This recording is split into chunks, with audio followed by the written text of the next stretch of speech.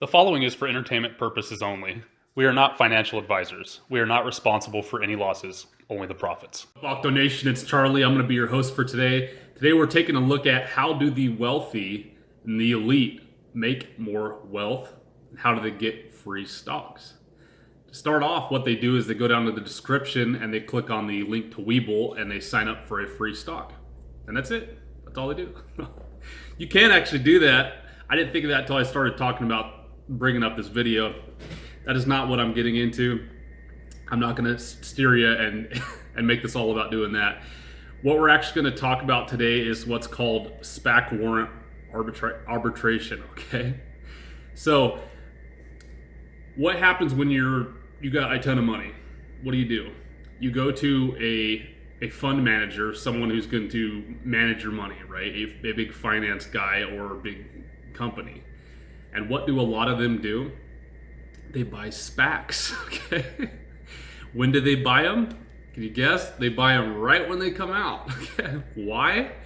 Because they come with free stocks. Did you know that? For some of you who've seen a lot of my older videos, you probably know that. But I think it's a good time to kind of get back into the groove here and remember that if you're slightly patient, you could wait maybe less than 52 days is the usual time it takes for units to come out and split. You could end up with a big portfolio of free stocks, and all you did was just basically loan your money to some people and your money started coming up. So those that don't know, you can buy what's called a unit of a stock. That comes with one common share of the stock, and it comes with a percent of a warrant. Some of them come with like 1/9 of a warrant. Some come up to like a half of a warrant or even a full warrant. Now, a lot of them nowadays are getting pushed back, like a fifth of a warrant, a 1/9 of a warrant, and they're not being too helpful with that, okay? But I skimmed through all the units that are available right now, and I came up with a decent list here. Some of these have already gone up a tiny bit and aren't sitting at the very bottom floor. Okay, like this first one here, Juniper Holdings. It's actually sitting at like $10.20, but it still comes with a half of a warrant. So if you buy the unit for $10.20, you can still split it and get a half warrant with it, okay? When I first started looking at doing this video, I would put down KCAC as the first one to do. And obviously you can't really, you can't really do that anymore. You can still get the free warrant or whatever, but you're gonna pay for it. It's too late, okay? You've got to get in the first like 2 weeks to the month or 2 months, because they give them about 52 days to split the units up. Now, we can't do that one, right? Okay. I calculated it out, and you're going to make around like 5% on your money every 2 months. And that doesn't even include if the price starts going up on these, okay? So when you first buy into a unit, a lot of them are like $10 flat, like $10.03 or $9.98 sometimes, $9.97. When you get them there, by the time the units are splittable, so the warrants and the commons come out, a lot of times they're already sitting at like $10.25 or $12 sometimes, like some of the Dragoneer is right now, which is nuts. They continue to go up. So that's not even including that, right? But if you push that percent out to a year, that's basically getting you like 30% on your money in 1 year. Not worst case scenario, but low average, all right? If you get into the good ones that have some targets that sound legit and some of them end up doing well, then you can do really well too. Because you can either split the units and sell the commons right away and then buy more units, which is what they usually do, or you can just then sit on them for another 2 months. The longer you sit on them and let them marinate, the more they'll be worth. So if you start this back, 6 months out, by the time you get to 6 months, you've got all these warrants that are free that are now sitting at way more than the beginning of it, and then you got the commons that might have gone up. You're gonna catch some great mergers where they're gonna moon, and there you are sitting with those free warrants that are now worth $4 or $5 or even more, and the commons again can go up to 12 or 15 or whatever, So keep all that in mind. This list here, I'm pretty happy that I have it. It took a ton of work going through all the new SPACs out there. I think that, there's other ones out there, of course, but a lot of them were like super low. Like, some of them have like a $40 million MERS is all they have. Or again, they were like at like 1/9 of a warrant they come with. All these come with at least a half a warrant and at least a third of a warrant, but most are a half warrant. There's only like one or two, but I'll list it here. So the first one we're going to talk about is ticker CLA, and that one is Colonnade Acquisition Corp. They're currently selling at $9.90 for one common and a half of a warrant. It's a blank check company. They've got $200 million in the MERS. The company is incorporated in the Cayman Islands. It's a blank check company with 21 prospectus filings in the United States Security and Exchange Commissions. The company plans to use proceeds to pursue a merger.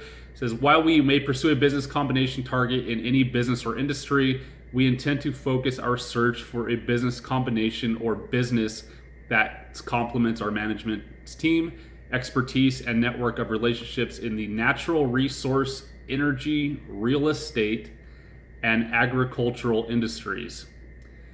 I like all those except for real estate. I hope they don't buy real estate. But what piqued my interest was the natural resources, the energy, and the agricultural. That really piqued my interest. So, energy, that could go like the whole solar panel thing, that can go battery, that can go all the whole green stuff. Natural resource stuff, that can go, mine minerals or water. And then agricultural, it could be farming stuff, all the stuff I like getting into. We got to eat, we got to sleep, stuff like that. So I think this one's going to be kind of cool. The team, I vetted all the teams, they seem really legit on this one. The guy, most of these are coming from like hedge fund guys or like big trust manager dudes who have been doing it forever, and they're managing like billions of dollars, and they're finally doing a SPAC, right?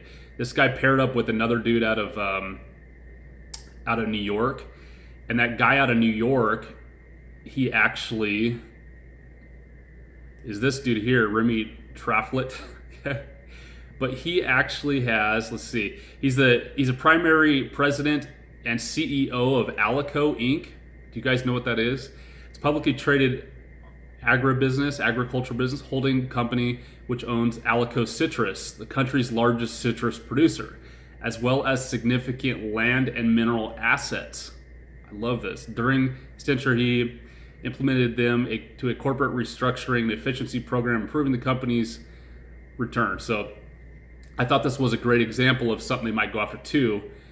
Like the citrus company. So not only do the citrus company own a bunch of land, but they own the farms, but then they also have a bunch of water rights. So they own water, okay? Like a lot of water.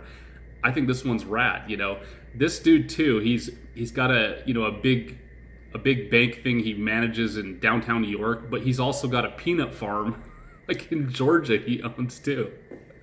So I thought that was very well diversified.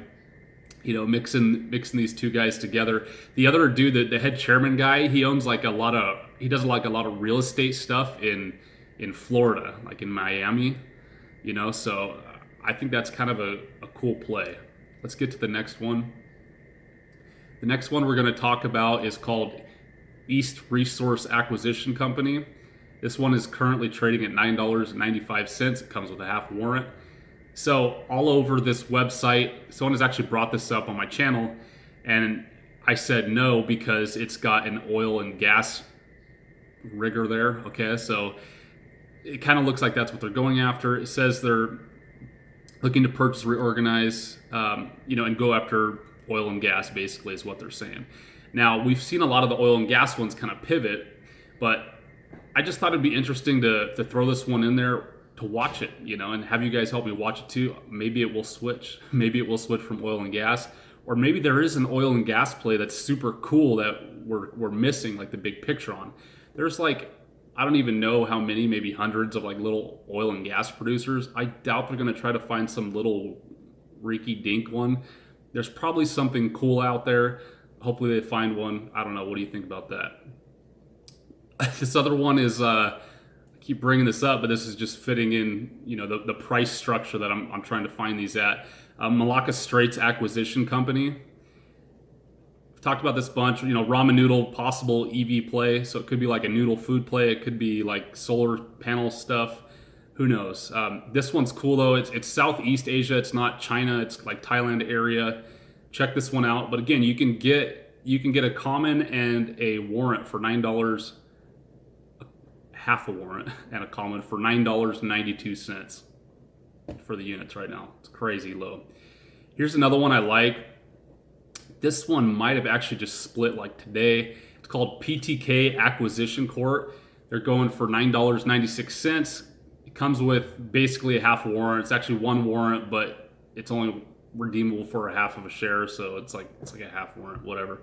They've only got 115 in the MERS, but I like it because it's an 18-monther instead of a 24-monther. So that means they are confident, or they already have targets that they're like, dude, we got this. We only need 18 months. We just need to do the paperwork, right? Primary focus is to seek more businesses, companies in the U.S. in a qualifying transaction within the technology industry and specifically within the gaming. So like video games, hardware. So like something that plays video games, maybe like a retro gaming systems. I don't know. And digital media sectors. I like this. I like gaming. I think that's great. I think that's great for where the world is and where it's still going. Gaming is still skyrocketing, except for retail. Retail's not doing good, but mobile and all other game, hardware, digital media. The most innovative subsectors within corporate and institutional information technology, hardware and software systems. So software and markets for the consumer-oriented gaming and digital entertainment. So it could even be some sort of like new Spotify or, books or digital books or something. I like the whole digital entertainment thing. So I think this one's really cool. They also got of course they've got a rock star team.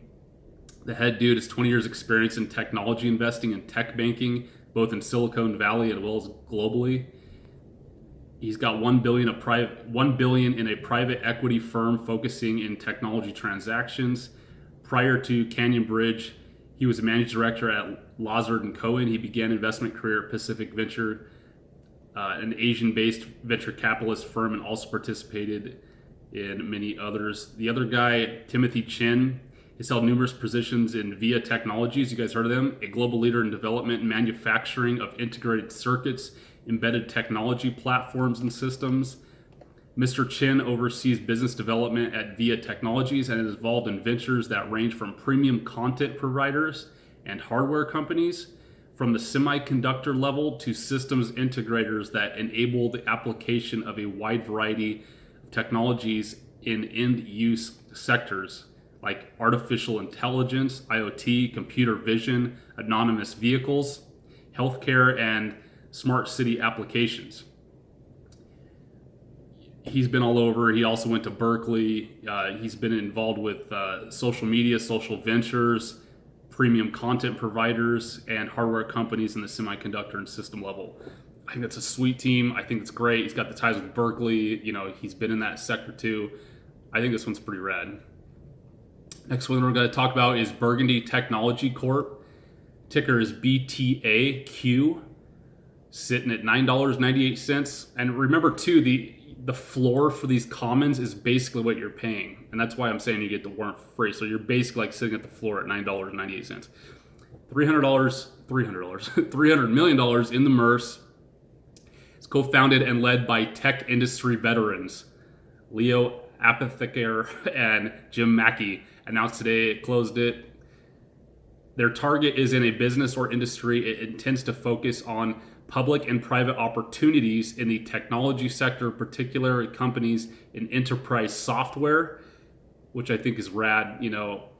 That could go so big. I mean, it could be like a software that all hospitals use, or maybe like restaurants use, or maybe Amazon uses to route packages, or UPS uses to route packages, who knows, or technology-enabled services. So this is kind of like a tech play, right? Software-y tech play. Could even be like CleanSpark. I'm gonna start ripping through these. We got a lot to go through here. So ESG is a SPAC called Northern Genesis Acquisition. This one's $300 million, $9.98. This one's gonna be they're hyping the whole green thing. This is kind of like Soak, but in my eyes, way elevated. And it could be mainly because they have an awesome website. Okay, you guys paying attention? Soak has a very bad website. It's like a $40 Fiverr website. These guys at least spent a little bit more money to get one that's actually good. Okay, it means a lot. It does. If you don't believe me, compare those websites and be like, which one would you rather invest in? Didn't understand. Northern Genesis is committed to helping the public company find its path to success with confident, recognized sensitivity of our customers, employers, investors. They're looking to find value in considering the environmental, social, and government factors in the development of its business strategies to create opportunities and reduce risk. They're confident that by successfully weaving a sustainability focus, so it's green, into business plans and activities, the business models for the tomorrow's great public company will create financial, social, and environmental value for our stakeholders. The guys running it, of course, are absolute rock stars. Former CEO, Aliquin Power and Utilities. So, Power and Utilities could be a clean spark play, something like that. Instrumental in growing Aliquin to $11 billion power and utility infrastructure company. Aliquin named most sustainable utility in the world. 30-year experience in water infrastructure projects. I like that. He's an electrical engineer. Keeps going. And this guy looks like Fonzarino. Hey! Doesn't he? Looks like Fonzie. Michael Hoffman. Is that him? I don't know. That looks like him if you ask me. Former partner of Riverstone Holdings, $37 billion infrastructure-focused global private equity firm. Riverstone was renewable energy funds, oversaw origination of $7 billion in renewable energy investment strategies, 30 years of experience in independent electric power and utility sectors in North America, internationally, including head of mergers acquisitions at Blackstone Group. Y'all heard of them? Went to Harvard. Not bad. And it just keeps going and going. Natural Resources of Ontario, Teachers Pensions Plan, another Harvard guy. Just crazy. Let's see what else we got here. So this is another one, Star Peak Energy Transition. This one only comes with a third of a warrant. And that's not a lot. Okay? It's still better than a fifth and stuff, but I'd sure rather have a half a warrant. Okay, this one's kind of in the same territory. They've got $350 million in the MERS. They've got a 2-year Kirkland and Ellis and David Polk and Warren Lawyer. So great team. I actually pulled this from an awesome guy. He goes by Ghostface Prodigy. Y'all heard of him on forums and stuff. The dude just does great due diligence. He's awesome. Credit Suisse and Goldman joint venture, so that's big. We intend to focus our efforts on primarily identify the energy transition. We have identified several trends of potential interest, including renewable energy generation, biofuels, carbon capture, which is cool. I like the carbon capture, like I've talked about before, stuff you can put on top of like coal miner exhaust to filter it. Hydrogen technologies, fuel cells, electric vehicle infrastructure, transportation, mobility, energy transportation, storage, and energy transmission technologies like BMRG or EOS. By the way, I think it's still sitting way below what it should with all the new news that's been hitting. So, this one's going to be great also. Lionheart Acquisition, $200 million, ticker LCAP, business that applies innovative digital technologies and technology-enhanced services and solutions to identification, design, development, construction, operation, financing, management, and disposition of real estate properties, commonly referred to as prop tech. Y'all heard of prop tech? So I don't really like this one because it's real estate property stuff. Development, construction, no. But I want to throw this one in there, because there's always room for still more development. There's still schools that got to be built, there's always going to be more infrastructure and banks that need to be built. So that's a decent one there. Talked about this one 100 times. LGL System Acquisition, DFNS. You look at that one. This one's going to be rad. This one is FAST, FST is the ticker, 200 million MERS. Fast food chain or fast casual chain with drive-through that has an iconic brand and an enterprise value of 600 million or more. if you plug in our areas of expertise and take that technology, operation, product development, we have the full package to apply to these good brands. Bill said, we have a lot of hospitality and love the business. This is a once in a lifetime opportunity. People that are running this are optimistic, they're aggressive, and they're super confident that they're going to be able to, they have a bunch already in mind. The people running it have been in the whole food business pretty much forever. Fantastic team for this. I'm not too big on, restaurants right now, but there is still some room for fast food stuff, and if they can get them at the right price, and be able to move them into a bigger capitalized market or, whatever they're thinking, there's always going to be money in food. There's also confident in the ability to get the deal done quickly, given our connections on the management side and on the private equity side. We believe we can get a deal done in a short time. Private investments, you have to deal with control issues, and quite frankly, it comes with financial engineers, not operation teams. We're not shying away from competitiveness. We're competing with the private equity market. That's why we focus so strongly on the unique skill sets we bring to the team. They're aggressive. Next one, Osprey Technology. These guys are looking for enterprise software sector. So again, that could be totally broad range. It could be even software for schools, maybe to help out schools. I don't know. The last SPAC they did was an oil and gas play. They got 320-ish million in the MERS. DMY Technology Group, number 2, pricing 240 million. This one is only a third of a warrant. I am super long DMYT, the first one. This is the second one coming out. If you don't know, the first one is more online gambling, and it's got some sports betting, but it's also got mainly gambling, which is where the most money is at anyway. Super long that one, fantastic. This one, they're kind of going the same thing, okay? Target any industry or geographic region. The company intends to focus search for initial business combination or companies within the broader consumer technology ecosystem that are either consumer facing or support the infrastructure of consumer application apps. With enterprise valuations in an approximate $1 billion to $3 billion, through the company's search may span consumer software segments worldwide and may pursue a target outside its extended range. The company intends to specifically focus on companies that have created or enable creation of compelling mobile app experiences with significant growth in segments such as gaming, entertainment, education, work productivity, e-commerce, dating, financial technology, and health and wellness. Companies developing disruptive and key enablement technologies for consumer-facing apps in these segments. AI, machine learning, cloud infrastructures, and quantum computing are also in the scope of the search. Man, this one's rad. I'm gonna get into this one eventually. I don't like the 1/3 warrant. I might even just wait for this until right when the warrants come out, but I don't want to get too off track here. So we already talked about Colonnade.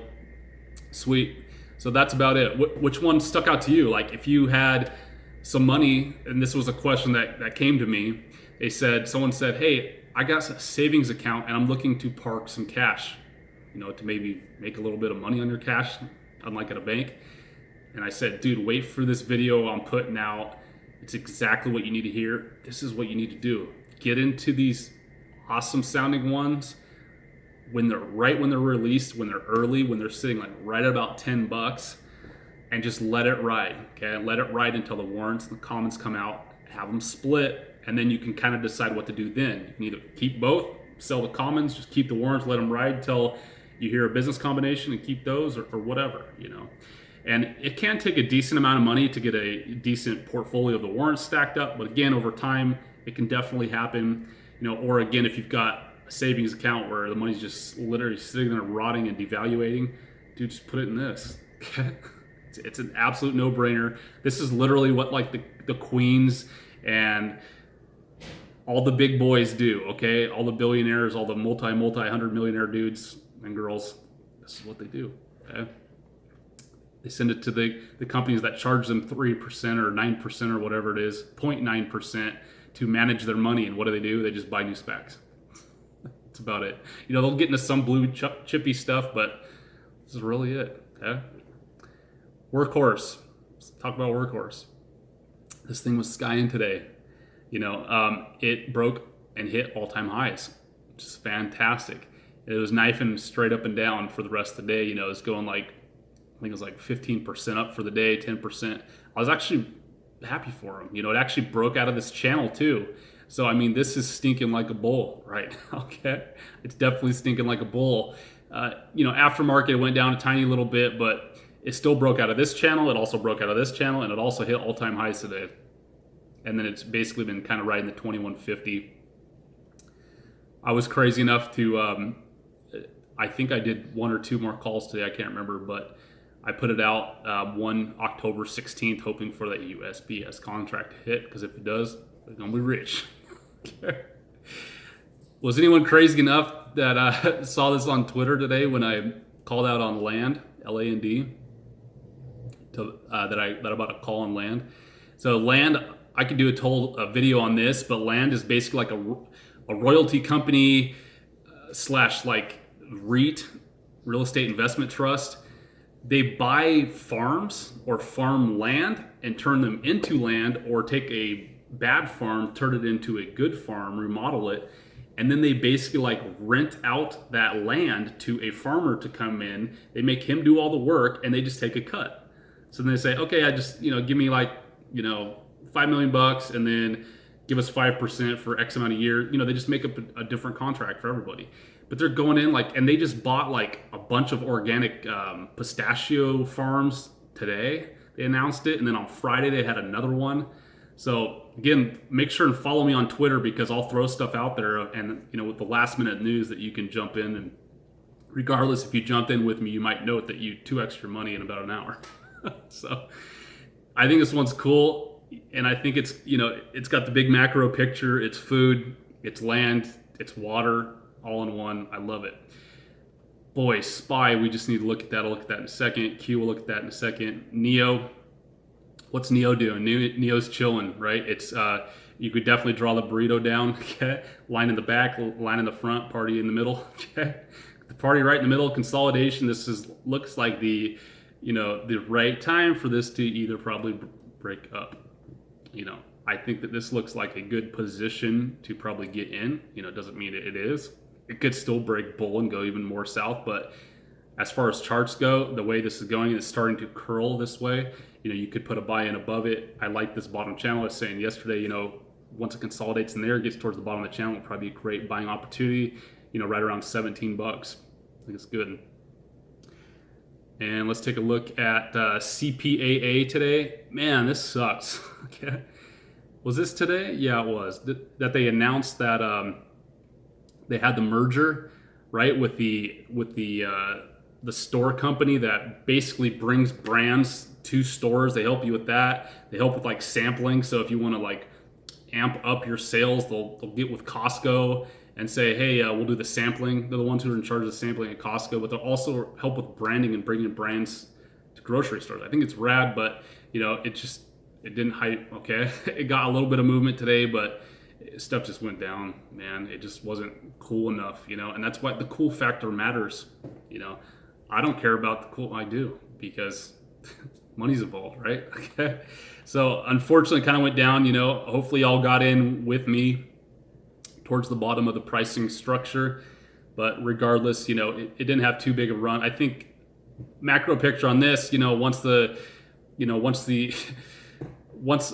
lot of big like long time investor people hear about this and this actually comes to fruition, that's where this will run, but this could take some definite time to get there. But big picture, yeah, I think this is a great play. They've owned the biggest market sector in it. All the financials are rock solid.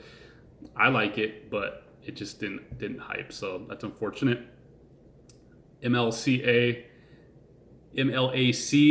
Malacca, that went up like almost 11% today, but still chilling around like the 42 cents, which is crazy low. Just be careful with that one too. Again, none of these are going to be wanted back in the truck up, especially right now. Okay, so just be careful. The Galileo Acquisition Corp. This one went up a decent amount today too. It's looking good. Not much to say about the chart. It's still early. I really hope this ends up being the Italian wine and beverage. Shill is just still smoking them up north, just going, right? I want to bring up, though, that the warrants are only trading at 22. The commons are at 53. So, if you're I'm not really suggesting getting in this show right now. I still think there's better plays, like we were just talking about up there, that are safer right now. But if you are going to get into it, I would definitely recommend getting the warrants, because they're only sitting at 22, where the commons are only at 53. So you're like $10 away from the head play in there. But regardless, a lot of the SPACs are still maintaining even when stuff is totally tanking and all that. So I think it's pretty cool.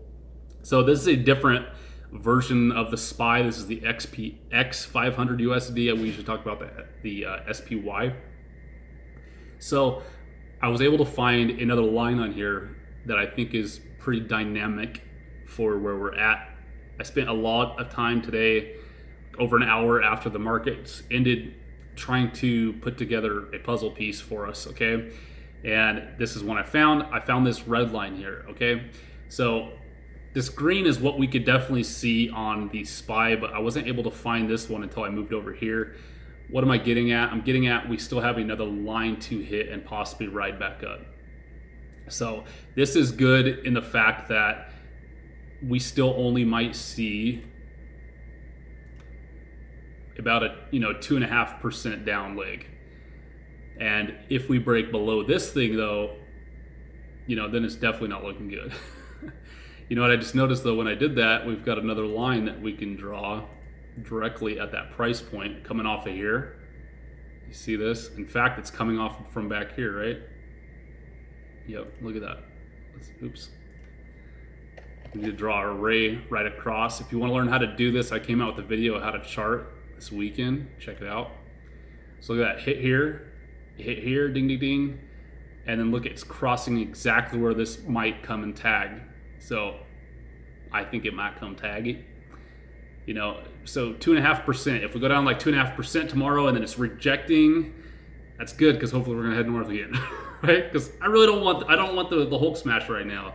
I am hoping we got at least another couple of months for the Hulk smash. I'm not really ready for it. I don't think anyone was. We should have been though, looking at this pipe here, because look, we should have known it was right up top here, but I wasn't paying attention. But regardless, just be aware of that. I think we might get about 2.5% tomorrow. If we get over 3.5% down tomorrow, 4-ish down tomorrow, man, I don't know. It's going to start heading even more. I think 2.5 might be max tomorrow, but just watch the percent on that one, okay? Now I want to take a look at the QQQ. So this thing aftermarket, post-market started tanking again. Okay, so we blasted through this line here of support at 270, this major one at 270 after hours. It was just chilling there all day. See this big candle here and how it's got the long strip on top of it and then the thick red below it. Technically that means things south. And that's not good. The one before it technically meant stuff was going to be going up, but this run here doesn't look too good to me. Okay, also the volume, it doesn't look like it's too exhausted on either of them. So I think we can still go down a little bit. And where's it going to be on the spot? Well, on the QQQ. Man, where are we going to go? Where's the next line? It could just go right there. Maybe a 1% down. It basically went down about 0.5% after hours so far, down to 268. It's not good, but take a look at Tesla. So Tesla broke this crucial 335 and it got down to this bottom channel we were talking about yesterday.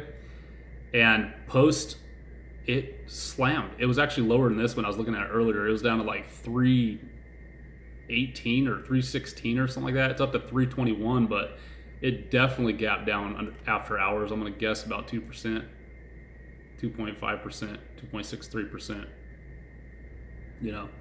So keep that in mind. I want to measure out and show you that back in the middle of, June 8th, this is the regular SPY. Within 2 days, we were down 8.39%. And right now on the SPY, we're only sitting down 7.3%. So it's still not as bad as it was, just about a month and a half, 2 months ago or whatever, So It still obviously doesn't look good with that leg down. It broke us out of this crucial channel here, but regardless, that other one I found, that's given me a little bit of confidence that we might just come down and tag, maybe come down and tag the 332 on the SPY, but we'll just have to watch it and see. Any other things I missed today? There's always so much going on. I feel like I'm always playing catch up. Any other things you guys want me to take a look at, or if you want me to look at like specific charts for tomorrow, maybe hit me up on the comments here. If I don't get to it, like I said, follow me on Twitter and we'll try to get to it there as much as I can. I'm definitely on there more trying to hit those charts out and all that. If you haven't already liked or subscribed, make sure and do it. That definitely helps out the channel. We're actually giving away silver on the next round of big subscriber marks. We actually just hit 3,000, so thank you everybody. That's fantastic. Once we hit 10, we're giving away some awesome silver piece. You'll love it. Super sweet. Everyone have a good rest of the day. Y'all take care.